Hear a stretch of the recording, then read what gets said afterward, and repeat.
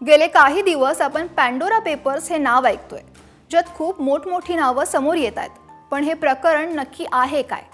तर गुप्त पद्धतीनं केलेली गुंतवणूक आणि आर्थिक व्यवहारावर आतापर्यंतचा सर्वात मोठा खुलासा करण्यात आल्याचा दावा यात केला गेलाय, ज्याला नाव दिलं गेलंय पॅन्डोरा पेपर्स.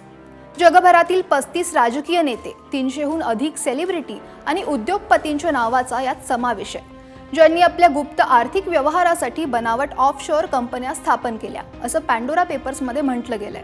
कसं केलं हे इन्व्हेस्टिगेशन म्हणजे शोध पत्रकारिता हे आपल्याला आज बघायचंय. तर नमस्कार, मी अक्षरा चोरमारे, एबीपी माझाच्या वेब एक्सप्लेनरमध्ये तुमचं स्वागत. श्रीमंतांनी कशा प्रकारे आपली संपत्ती ही टॅक्स वाचवण्यासाठी किंवा टॅक्स चुकवण्यासाठी टॅक्स हेव्हन्स देशात किंवा बेटांवर गुंतवली, याचा पाठपुरावा पॅन्डोरा पेपर्सने केलाय. त्यांनी केलेल्या युक्त्या, पळवाटा आणि परदेशात केलेल्या व्यवहारांचा उलगडा यात करण्यात आलाय. इंटरनॅशनल कन्सोर्शियम ऑफ इन्व्हेस्टिगेटिव्ह जर्नलिस्ट म्हणजेच ICIJ या जागतिक पातळीवरील पत्रकारांच्या समूहानं ही विशेष शोध मोहीम राबवली होती, ज्यातून लक्षात आलं की 2016 मध्ये जेव्हा पनामा पेपर लीक झाले, त्यानंतर भारतीयांनी त्यांची संपत्ती ही रिऑर्गनाइज करायला सुरुवात केली. जवळपास 1 वर्ष केलेल्या या तपास मोहिमेत 650हून अधिक पत्रकारांचा समावेश होता. त्यांनी 64 लाख कागदपत्र, 30 लाख फोटोज आणि 10 लाख ईमेल्सची पडताळणी केली, ज्यातून समोर आलं की जवळपास 90 देशातील अनेक मोठ्या नेत्यांसोबतच मोठ्या व्यक्तींनी ऑफशोअर कंपन्यांमार्फत आपली संपत्ती लपवली आहे, ज्यात क्रिकेटपटू सचिन तेंडुलकर, त्याची बायको आणि सासरे, उद्योगपती अनिल अंबानी, मीरा राडिया यांची नावं आहेत. शिवाय पाकिस्तानचे पंतप्रधान इम्रान खानचे काही खूप जवळचे लोक, त्यांच्या कॅबिनेटमधले मंत्री, नातेवाईक हे बऱ्याच कंपनीज आणि ट्रस्टचे मालक आहेत, ज्यांच्याकडे लाखो डॉलर्सची संपत्ती आहे. पॅन्डोरा पेपर्स अशा कंपन्यांच्या नेटवर्कचा शोध लावतं, ज्या ऑफशोअर म्हणजे परदेशात स्थापन केल्या गेल्यात, ज्यांच्यामार्फत अवैध पद्धतीनं पैसा साठवला गेलाय. आता ऑफशोअर म्हणजे नक्की काय? तर आपल्या देशाव्यतिरिक्त दुसऱ्या देशात, ज्या ठिकाणी करांमध्ये प्रचंड सूट मिळते, खास करून Singapore, Netherland, Bermuda, Cayman island, Panama अशा देशात पैसा गुंतवणं, ज्यांना टॅक्स हेवन कंट्रीज म्हटलं जातं. टॅक्स हेवन का? तर तो देश म्हणजे आपला टॅक्स वाचवणारा स्वर्ग, म्हणून टॅक्स हेवन कंट्री. शिवाय आर्थिक व्यवहारांची माहिती सुद्धा पूर्ण सिक्रेट ठेवली जाते. असं का केलं जातं असा प्रश्न आपल्याला पडणं साहजिक आहे, कारण आपल्या देशात राक्षसी टॅक्स वसूल केला जातो आणि यामुळे या टॅक्स हेवन देशात हे लोक पैसे गुंतवतात. अशा देशात कंपन्या काढायच्या, शेअर होल्डर भरपूर ठेवायचे, ते पण फक्त कागदोपत्रीच, व्यवहार चालवणार ती व्यक्ती स्वतः. शिवाय हा पैसा भारतात आणणं सोपं असतं, FDIच्या माध्यमातून, प्रत्यक्ष परकीय गुंतवणुकीच्या माध्यमातून.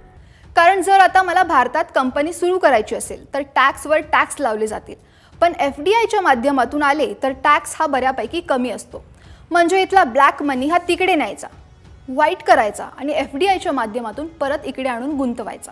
आणि हो, असं केलं जातं. आता आफ्रिकन देशातही टॅक्स खूप कमी आहे, पण तिथे कोणी इन्व्हेस्टमेंट करायला जात नाही, कारण टॅक्स कमी असला तरी त्यांच्याकडे माहिती लपवली जात नाही आणि आपली गुंतवणूकही सुरक्षित राहण्याची गॅरंटी नाही.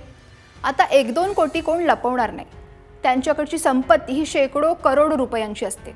आता त्यावर भारतात टॅक्स देणं म्हणजे त्यातले निम्मे अर्धे पैसे हे गेले.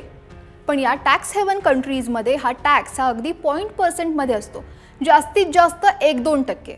आता स्विस बँकेतली पद्धत थोडी वेगळी आहे. आपल्याकडे बँकेमध्ये पैसे ठेवले की व्याज मिळतं, पण स्विस बँकेत आपल्या ठेवीवर आपल्यालाच व्याज द्यावं लागतं, कारण माहितीची गुप्तता. पण ते व्याज इतकं कमी असतं की भारतात टॅक्स देण्यापेक्षा तिथे व्याज देणं कितीतरी अधिक पटीनं परवडणारं असतं. शिवाय IT, ED रेडचा धोका नाही, तसेच ते कुठे कष्टाने कमावलेले पैसे असतात.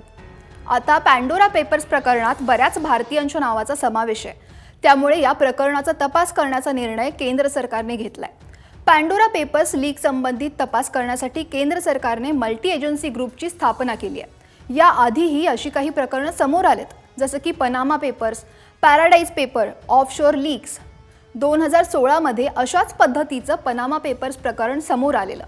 पैशाची फेरफार करण्यासाठी जगभरातील अनेक उद्योगपतींसह सेलिब्रिटींनी बनावट कंपन्या स्थापन केलेल्या. या कंपन्यांचा वापर कर चुकवणं, बेहिशेबी पैसा लपवणं अशा कारणांसाठी केला जात होता.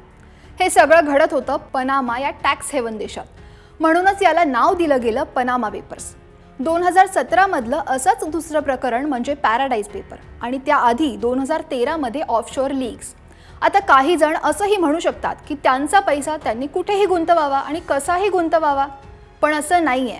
या टॅक्समधून आलेला पैसा हा आपल्या देशात आरोग्य, शिक्षण, संरक्षण, पायाभूत सुविधांवर वापरला जातो. त्यामुळे अशा कर चुकवेगिरी करणाऱ्या लोकांवर कारवाई होणं गरजेचं आहे. अशांमुळेच गरीब हे अजून गरीब आणि श्रीमंत हे अधिक श्रीमंत होत जात आहेत. त्यामुळे ही शोध पत्रकारिता महत्त्वाची ठरते. या टीममध्ये द गार्डियन, BBC तसेच भारतातील इंडियन एक्सप्रेस यासोबत जगभरातल्या 150 माध्यम समूहांचा समावेश आहे. शोध पत्रकारितेतून हे सगळे गैरव्यवहार समोर येतात. त्यावर कारवाई किती आणि कशी होते ते माहिती नाही, पण पत्रकारितेतला जिवंतपणा दिसून येतो. ABP माझा, उघडा डोळे बघा नीट.